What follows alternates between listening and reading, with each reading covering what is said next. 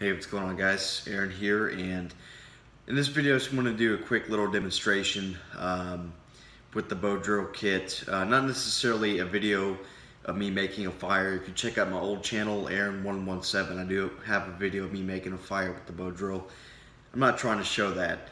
What I want to show is a little bit of form and technique, specifically for Bob's Woodland Adventures. It's a YouTube channel.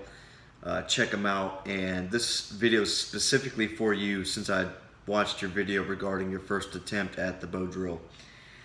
So first things first, in my comment, I'm gonna go ahead and sit. In my comment, I had suggested using a thinner diameter spindle. Now this is Eastern Red Cedar, and this one's actually pretty thick.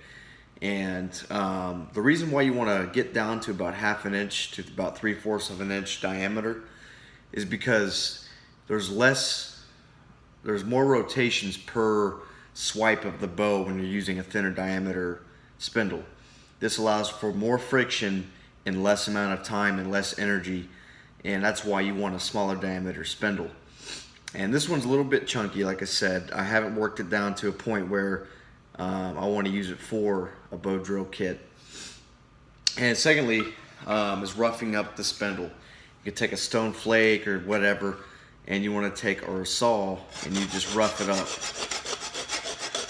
And you're not cutting into the wood to a point where, you know, it's gonna damage the spindle.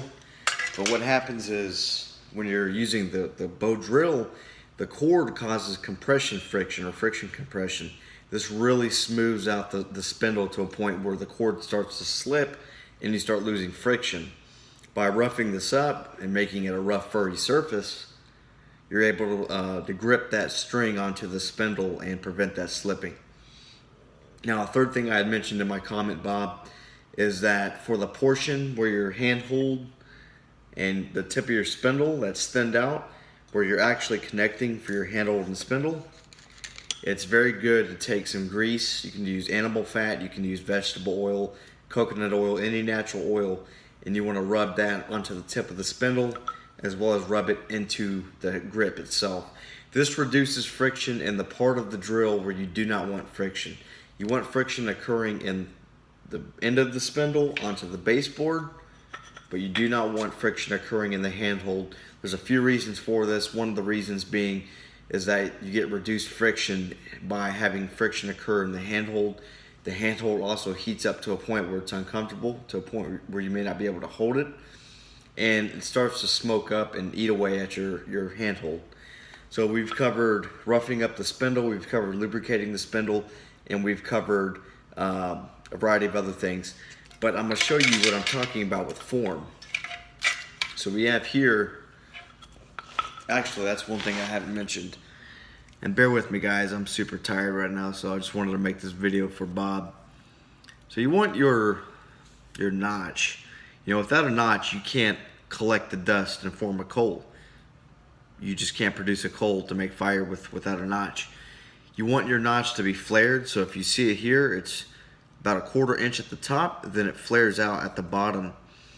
And then you also have it going in just halfway. So let's picture this being the hole in its entirety, the drill socket portion. You want the notch to go in about just less than halfway.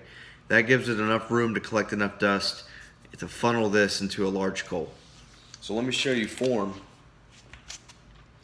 First things first, like I said, we're going to use the arch of our foot. I'm barefoot right now, but we're going to use the arch of our foot, and we want it about 3 to 4 inches away from the actual. Let me show what I'm talking about. You want it locked in there. You want your arch to kind of naturally form over the baseboard. And look at that, that's locked in. That will not move. Okay, Bob, so if you're still watching, take our bow.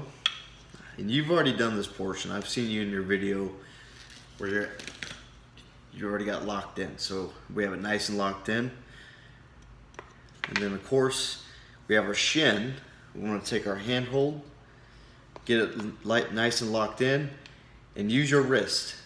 Like I said in my comment, the only thing that should be moving is the spindle when it rotates and the actual bow itself.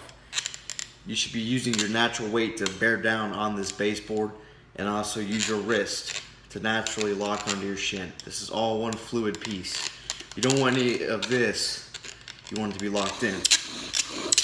Then you'll start off with nice even strokes, and you'll continue,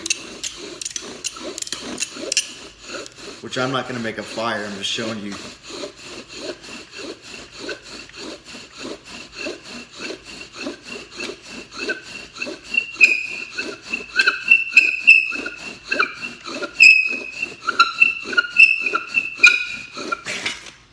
And you just continue until you start to produce a coal.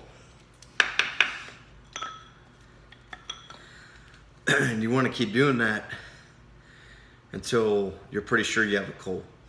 All right, Bob, take care.